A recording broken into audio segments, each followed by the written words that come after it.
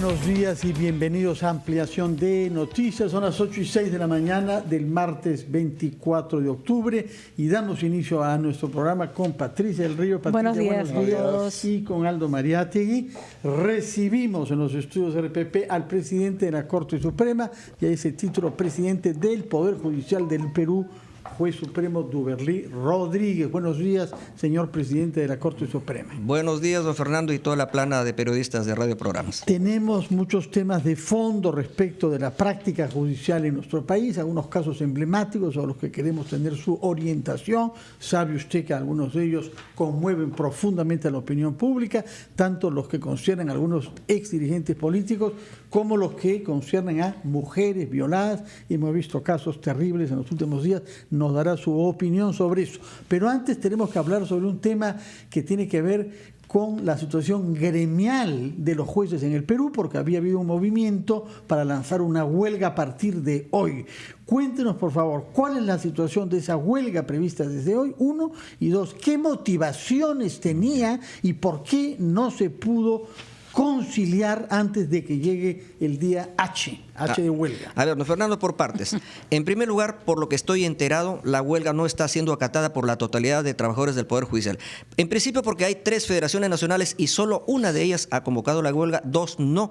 Y el sindicato más importante, que es el de Lima, que agrupa la mayor cantidad de trabajadores, por lo que acabo de constatar, no está paralizado. ¿Incluye Callao también? El Callao no tengo idea todavía, no tengo información si está paralizando o no, pero Lima no ha parado. Y porque además no nos han comunicado formalmente. Yo ayer he estado con todos los dirigentes porque hemos ido a visitar al presidente del Congreso de la República, que nos ha recibido, al señor Luis Galarreta, y le hemos expuesto todos los proyectos de ley que tienen que ver con el Poder Judicial. Entonces la huelga no es una totalidad. Pero, por otro lado, vamos a la plataforma. Todo movimiento sindical, todos lo sabemos, ABC del sindicalismo, tienen una plataforma de lucha. Vale decir cuáles son las cosas que ellos demandan. Pues bien, le voy a resumir cuáles son los puntos de ellos. Primero, quieren una nueva ley de carrera judicial. Ese proyecto de ley ha sido trabajado por la mesa de trabajo que ha presidido un laboralista de la Corte Suprema, el doctor Javier Arévalo, con los trabajadores. Eso ya está presentado en el Congreso de la República desde los primeros días de agosto de este año. ¿Eso no colisiona con Servir? No. La ley de carrera podría ser efectivamente que colisione con Servir, pero está presentado porque no necesariamente es una ley de carrera. También se ha presentado el proyecto de exclusión de la ley Servir porque ellos así lo solicitan y porque además, bajo consideración de que es un poder del Estado y el Parlamento también está fuera de la ley Servir, con el mismo razonamiento se ha presentado ese pedido. También se ha presentado el pase del régimen CAS al 728. Y finalmente hemos presentado una propuesta de modificación del artículo 145 de la Constitución referido a la autonomía presupuestal del Poder Judicial como la tienen los otros 2 poderes del Estado. Y finalmente, en el tema remunerativo, porque siempre se plantean mejoras remunerativas, eso hay quien tiene que dar su palabra, el Poder Ejecutivo. Y el Poder Ejecutivo ya la ha dado a través del proyecto de ley del presupuesto general de la República del año 2018 y en una disposición complementaria señala que el Ministerio de Economía y Finanzas debe estudiar una nueva escala remunerativa a los trabajadores compatible con lo que ganan los otros trabajadores del sistema de justicia. Del CAS al 728, ¿de cuánta gente estamos hablando? Algo de 6.000. Pero también estimado 6.000, que es casi una tercera parte de la totalidad de los pero tengamos también en cuenta una cosa. El pase de CAS al 728 no es que pasan en su totalidad todos, es gradual, así como ha ocurrido con eSalud y está ocurriendo con los trabajadores y los médicos de eSalud. Vale decir, comenzará, por ejemplo, con los trabajadores que tienen mayor antigüedad. Es decir, no es porque si no sería traumático en términos presupuestales, digamos, incorporar. Se eso todo su presupuesto. Así es. Entonces, de eso somos conscientes de ese tema. Nosotros no somos irresponsables, nosotros somos respetuosos del principio de equilibrio presupuestal. No vamos a estar pidiendo cosas también que son totalmente desproporcionadas. En ese tema, entonces, estos proyectos están caminando. Y vuelvo al tema remunerativo. El Ministerio de Economía, el Gobierno Central, ya nos ha autorizado mediante norma que ya va a ser ley a fines de noviembre cuando se apruebe el presupuesto. Y además dice ahí, de manera adicional, que se faculta al MEF mediante un decreto supremo a incrementar, a dar un monto a petición del Poder Judicial y del Ministerio Público. Entonces, ¿cómo no podemos adelantar si todavía no está aprobada la ley de presupuesto que se aprueba a fines de noviembre? Vale decir, todas las negociaciones ya para dar trámite, formalizar estos compromisos del gobierno tiene que ser pues a partir del mes de enero. ¿Y qué sentido tiene hacer una huelga a fines de octubre? Entonces lo que pasa es que están repitiendo una experiencia que para mí es perniciosa en el Poder Judicial, de que ya todos los años, noviembre y diciembre huelga, más un mes de vacaciones en febrero, paralizamos el Poder Judicial durante 3 meses, y eso realmente es nocivo ¿Va a haber para la recuperación de ciudadanía. estas horas perdidas? Claro, en las huelgas anteriores se comprometían a devolver esas horas, pero bueno, eso es la verdad muy relativo. Salvo a la bandera, ¿no? Entonces, ahora, ¿qué está pasando, Aldo? En este momento, ayer, el Ministerio de Trabajo ya declaró improcedente la huelga, y el día de hoy ha salido publicada una resolución de la presidencia del Consejo Ejecutivo del Poder Judicial también declarando ilegal la huelga. ¿Eso quiere decir que no se les va a pagar, como pasaba con los maestros? Efectivamente, escuchen, ya acabo de recibir el día de ayer, que yo estuve también en el Congreso, y encontramos ahí a Nelson Schack, el Contralor General de la República, y previamente también recibimos la visita de él, y él nos ha dicho absolutamente de manera muy clara: solo se paga por trabajo realizado. Es decir, si no se trabaja, no se puede pagar, porque estaríamos, malversando. Y la Contraloría procesa al que pague. No, yo soy el titular del pliego. Claro, Si yo pago malversa. por una huelga, yo voy a responder, porque eso sería delito de peculado. Yo no soy dueño de ese dinero. Ese dinero es del Estado. Lo felicitamos por la actitud de doctor Rodríguez, pero siempre nos preguntamos, cuando hay esta suerte de reclamos, que seguro en su mayoría son justos, ya se les va a dar lo que piden. ¿Y qué se ofrece a cambio? Porque la manera como es tratada las personas muchas veces cuando llegan al Poder Judicial no es la óptima, ¿no? Como ocurre, por supuesto, en otras instancias del Estado. Mire, Patricia, cuando nosotros pedimos, por ejemplo, presupuesto al gobierno central, lo primero nos dice presupuesto por resultados. Exacto. ¿Qué significa eso? Que tenemos una suerte de autoridad moral para pedir en la medida que nosotros ofrezcamos un resultado. Nosotros cada año resolvemos más expedientes respecto al año anterior. Por ejemplo, nosotros estamos resolviendo un promedio de 1.300.000 expedientes por año, y cada juez tiene un promedio de 2.000 expedientes. Tenemos una sobrecarga procesal, pero no podemos resolver todo lo que ingresa, porque ingresa más de lo que nosotros resolvemos. Entonces siempre tenemos sobrecarga procesal, y si a eso agregamos 3 meses de paralización, como ha venido ocurriendo en los últimos 10 años, que además, por ejemplo, para que ustedes tengan una idea, la ciudadanía debe saber, y los trabajadores también deben saber, por día que deja de funcionar el Poder Judicial, dejamos de atender 5.000 expedientes, y al mes 100.000 expedientes, que ahora ya andamos atrasados en la programación de expedientes, de vistas de causa, para un año adelante. Y eso es una realidad, no lo puedo negar. Y con la huelga tendríamos que programar ya para el bicentenario, para el 2021. Eso es terrible para la Administración de Justicia. Hay que reconocer, doctor Rodríguez, que estamos hablando de madres que reclaman alimentos para sus hijos. Trabajadores. Son como la mitad de los expedientes son alimentos. Que son personas que esperan ver al violador de sus hijos, de sus hijas presos. O sea, para el Poder Judicial no es poca cosa, ¿no? Es dejar desprotegida a la población. Ahora, hay unos problemas estructurales. Por ejemplo, no puede ser que el presidente del Poder Judicial solo dure 2 años. Así no hay manera de gestionar. No puede ser que la sala plena tenga funciones gerenciales. Hay una serie que nadie se atreve a tocar, doctor, porque me imagino que todos sus colegas quieren ser presidente del Poder Judicial, y la rotación de 2 años a todo el mundo le conviene. Y bueno, yo todos tengo en la sala conocimiento. plena, pero es que así no funciona.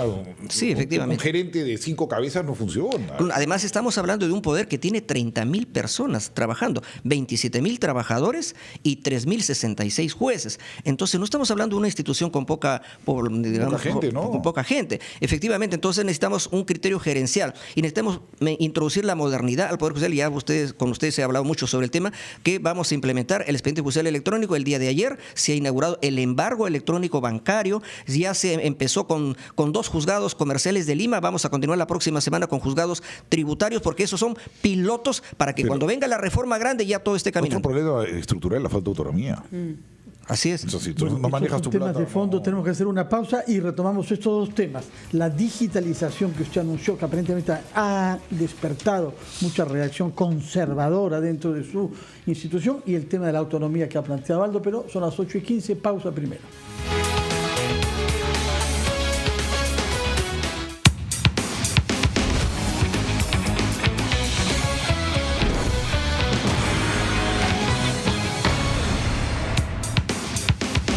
Presidente del Poder Judicial, doctor Duberly Rodríguez, y había quedado planteado 2 temas. 1, la autonomía del Poder Judicial, y 2, la oposición a la digitalización como uno de los motivos de esta huelga, que al parecer no está en huelga, por lo menos en Lima. Adelante. Ya. Primero, sobre la digitalización. Yo dije al comenzar mi gestión que esa es la principal reforma que voy a impulsar y lo estamos haciendo y estoy cumpliendo mi palabra. A pesar que no tenemos presupuesto otorgado digamos, de manera ordinaria. Sin embargo, haciendo caja chica, nosotros hemos ya logrado implementar en el 4º Juzgado Comercial de Lima el expediente electrónico el 2 de agosto de este año y hace pocos días en 2 juzgados más y luego vamos a entrar con tributario y laboral. ¿Cuál es el miedo de despidos? Dígame. ¿Cuál es el miedo del sindicato? ¿Despidos? Bueno, ¿qué cosa dicen los trabajadores dentro de su plataforma? Me imagino. Que, digamos, el expediente judicial electrónico va a generar despidos, porque es verdad, se tiene que racionalizar personal. Ya no tenemos una mesa de partes con 5 o 6 personas, sino mesa de partes electrónica. Pero de eso se trata la tecnología, no tener una burocracia innecesaria. Entonces, yo ya les he dicho que simplemente serán reubicados. Ya he declarado en 1000 idiomas que no van a haber despidos por ese motivo, simplemente serán reubicados, pero yo no puedo parar la reforma por simplemente una oposición conservadora a introducir la modernidad en el Poder Judicial. Doctor El segundo Rodríguez. tema era... Autonomía. Sobre la autonomía. El tema de la autonomía, bueno... En el Perú, como en todo régimen democrático, el Estado se sustenta en el principio de división de poderes. Poderes que son pares, que son iguales y que tienen, digamos, también autonomía, digamos, funcional. Tenemos poder ejecutivo, poder legislativo y poder judicial. Pero resulta que en materia presupuestal solo tienen autonomía el poder legislativo y el poder ejecutivo y el poder judicial no. En esa parte estamos prácticamente nosotros disminuidos y por eso que hemos presentado un proyecto de ley para reformar el artículo 145 de la Constitución que nos otorga autonomía presupuestal y además se nos asigne un porcentaje mínimo del presupuesto general de la República que estimamos en 4%. Costa Rica tiene el 6%, Venezuela el 4% y así todos los países lo tienen. Y aquí en el Perú no es una novedad tampoco, por la Constitución del 79 ya lo estableció en un 2%. Si nosotros tenemos autonomía presupuestal, también conversaba previamente con los amigos periodistas, no vamos a hacer un mal uso de esa autonomía porque seríamos irresponsables. Claro. Tenemos que respetar el principio de autonomía presupuestal. Por supuesto que uno de los temas que más preocupan en este momento es la violencia y las agresiones contra la mujer. El caso de la chica violada durante el censo no es más que una gota más en este vaso que ya se rebalsó y se reclama una actitud del Poder Judicial. Es absolutamente cierto que ustedes no pueden hacer más de lo que la ley les permite, pero sí se puede hacer algunas cosas. Lo hemos venido reclamando y me gustaría su opinión, doctor Rodríguez, sobre el hecho de que los agresores de las mujeres, que normalmente tienen penas menores a 4 años, se van a su casa a cumplir prisión suspendida y, claro, nunca purgan cárcel. Sin embargo, los jueces tienen la facultad de mandar a alguien 2 años a la cárcel, 1 año a la cárcel, 1 año y medio a la cárcel, hasta que esta lacra termine. Porque nadie cree que golpear a su mujer o golpear a la vecina o golpear a una chica es un delito que se va a pagar con cárcel. Ya. Efectivamente. Mire, Patricia, en derecho penal rige el principio de legalidad. Vale decir, todo tiene que estar escrito en la ley y los jueces tienen que atenerse a lo que dice la ley. En el tema de las penas previstas, hay desde 2 días hasta cadena perpetua. Y cuando a una persona le podemos poner 4 días de prisión, no necesariamente tiene que ser suspendida, puede ser efectiva, eso porque depende. Suele serlo tan mayoritariamente suspendida. Porque menor de 4 años, porque cuando, por ejemplo, vamos a pedir prisión preventiva y cuando la ley nos dice hasta cuándo podemos poner condena condicional, nos dice hasta cuando pongamos 4 años de pena. Entonces, si ponemos menos de 4, la lógica dice que no pongamos efectiva, porque si ponemos 4,5 o 5 ya necesariamente tiene que ser efectiva. Pero nada impide que, aun cuando el tipo penal nos diga que la pena puede ser baja, nada impide que los jueces puedan poner pena efectiva. ¿No le preocupa que el señor Morales Parragués siga aún en el Consejo Nacional de la Magistratura después de la denuncia que tiene con su yerno? ¿Él va a ratificar a los próximos vocales? No es el único cuestionado. Pero él está hasta con acusación constitucional y él va a nombrar a los próximos vocales. Es que en el tema, el Consejo de la Magistratura, ¿no?, es una institución que ha tenido o que tiene una suerte de crisis, pero yo entiendo que eso en algún momento tendrá que superarse, pero ya el Congreso está... la votación de los vocales es ahora mismo y está un señor que tiene... no sé si en este momento, por ejemplo, a mí todavía me toca dentro de 2 años, ¿no? Entonces no es ya que... vienen 4, son para nombrar para nombrar. De acuerdo, pero si esa instancia tan importante no los provee de personas apropiadas para que el Poder Judicial haga bien su trabajo, ustedes tienen un problema de base, ¿no? Así es, pero nosotros en ese terreno no tenemos competencia. No tenemos competencia. Yo quería volver al tema porque me parece importante. Abordemos el tema que ha ocurrido anteayer con motivo del censo. Yo he escuchado muchas críticas que por qué la pena prevista es entre 6 y 8, porque así dice el tipo base, el artículo 170 del Código Penal, dice que el que somete a la fuerza o con amenaza a una persona mayor de edad, estamos hablando de mayor de edad, entonces la pena va entre 6 a 8. Ahora, si hubiera un agravante, por ejemplo, a mano armada, con pluralidad de agentes o prevalencia sobre una persona que está dependiendo de otra, entonces ahí vamos a 12 años a más pena. Entonces yo entiendo, por lo que he escuchado anoche al presidente de la Corte de Lima Sur, que la Fiscalía ha postulado el tipo penal base, va a decir el 170, cuya pena va de 6 a 8 años. Hay que decirlo que si la pena se tipifica mal, la persona sale, o sea, puede valorarse el juicio. Sin embargo... No. La condena tiene que haber ahí. Yo entiendo que hay una suerte incluso de flagrancia, por eso que la jueza el día de ayer en la audiencia privada ha ordenado la prisión preventiva por 6 meses. Y como no es un caso tan difícil, entiendo que la Fiscalía de aquí a 2 o 3 meses ya estará formulando su acusación, habrá el juicio y se le pondrá la pena que corresponde. Entonces yo en esa parte espero que haya una respuesta pronta, no solamente del Poder Judicial, sino particularmente de quien tiene la pretensión punitiva del Estado, que es el Ministerio Público. Y con esto cierro el tema, y mientras este tema no ceda, mientras la agresión y las violaciones no bajen, puede haber entonces, se lo pregunto, un compromiso del Poder Judicial a mandar con pena efectiva a los que agredan y a poner la pena máxima. O sea, si es 6 a 8, se le clava a 8. ¿Hasta qué la sociedad comprenda que no pueden actuar así? No, yo creo que de parte del Poder Judicial no existe una predisposición a actuar con mano blanda. Ahora, si queremos endurecer las penas, eso no está en nuestro terreno. De acuerdo, hay que cambiar la ley. Tendríamos que modificar el artículo 170. La pregunta de cajón, Toledo. ¿Qué está pasando con el juicio de Toledo? Abel Concha demora 3 años en abrirlo y ahora es una pelotera entre el fiscal, él, el otro fiscal y el otro juez. A ver. ¿Qué está pasando? A ver, mire, Aldo. Sobre eso ya ahora yo estoy enterado de lo que ha pasado. Ya estoy enterado de lo que ha pasado. El tema es que cuando se presenta una denuncia, tiene que haber una precisión de cargos. No es que ahora solamente el fiscal denuncia. ¿Por qué? Porque estamos con el viejo Código de Procedimientos Penales del 40, en ese caso Ecoteva. Entonces lo que había ocurrido es que el juez Abel Concha le dijo al fiscal, oiga, de 8 teorías que usted tiene respecto al origen del dinero lavado, de ese dinero sucio, dígame de dónde proviene. Y ahí se demoró un montón de tiempo la fiscalía. Además cambiaron de fiscales a cada rato. Sí, el tema es que ya el proceso avanzó y ya terminó la investigación que ha dirigido el juez Abel Concha. ¿Dónde está el expediente? En la 4ª Sala de Reos Libres de la Corte Superior de Lima. ¿En qué estado está el pedido de arresto provisorio? En stand-by. Está paralizado. ¿Por qué? Porque la Fiscalía pidió tiempo para completar su información y, entre otras cosas, entiendo, para recoger información proveniente del caso Odebrecht. Entonces, se ha quedado ahí y no hay una petición. Es el caso de Concha con la fiscal. Ecoteva. Ahora, vamos al otro lado. Odebrecht. Ahí diríamos que un poco que ha caminado más. ¿Por qué? Porque en primer lugar ya se mandó a Estados Unidos la solicitud de arresto provisorio con fines de extradición. Pero entiéndeme bien, arresto provisorio con fines de extradición, vale decir una detención casi como si fuera provisional, urgente ante la eventualidad que pueda huir de ese país el requerido. Pero ya pues seamos realistas. ¿Cuándo se fue eso? El 15 de febrero de este año. Ya ha pasado casi un año y el Departamento de Estado de Estados Unidos no ha dicho una sola palabra respecto a ese tema.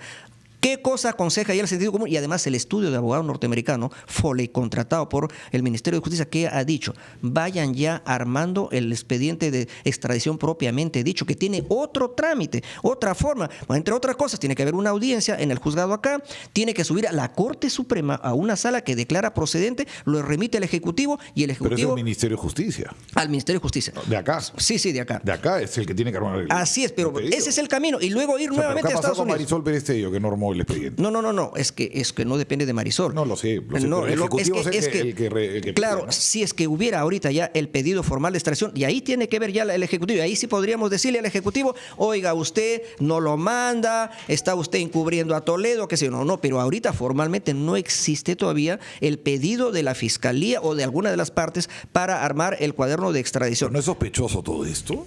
Bueno, mire, Aldo, yo creo, yo creo que en el Perú también tenemos que aprender un poco a respetar la institucionalidad. Y tenemos que, el principio de la desconfianza, no creo que debe... 3 años para abrir juicio a Abel Concha y quiere que confíen en él. Bueno, pero está... ¿Desde el 2015? Aldo, pero ya sobre eso ya el mismo Abel Concha ha dado 20.000 explicaciones. Pero estamos volviendo al tema de Odebrecht.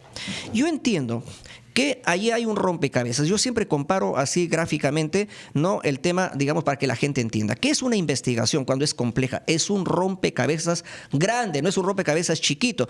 Entonces, mientras la Fiscalía va armando las piezas del rompecabezas, eso le demora tiempo, porque además, ¿qué tipo de piezas se está encontrando? Piezas claves. Entonces, yo creo, por ejemplo, que una pieza clave es culminar el trámite o el proceso de colaboración eficaz con Maiman. Es decir, si eso ya se cierra, por lo que yo sé, no está cerrado todavía, no está cerrado. Entonces yo creo que ahí la Fiscalía va a tener toda la contundencia para armar bien el expediente y ir ya al trámite. Para eso, señor Rodríguez. No hay formalmente plazos, eso ya depende del trámite. Y se puede pedir ayuda internacional. Vamos, estás ante un caso complejísimo. Claro que sí. Brasil ha trabajado con personas de otros países con experiencia. Mire, se podría invertir por el lado del Ejecutivo, no seamos, digamos, no digamos lo que sí existe. El Ejecutivo ya contrató el estudio de abogado norteamericano y ellos han hecho ya una suerte de consejos, ¿no?, de esquema de cómo debía avanzar en ese proceso. Y por otro lado, el Ministerio Público ha contratado a un ex fiscal de Suiza, me parece, ¿no?, para que también lo oriente. Rápidamente, entonces, porque sabemos que tiene que marcharse. Hay otro ex presidente que está bajo prisión preventiva, se cumplen 100 días pronto de ella y ha presentado un recurso de casación. Plazos para que la Corte Suprema vea eso.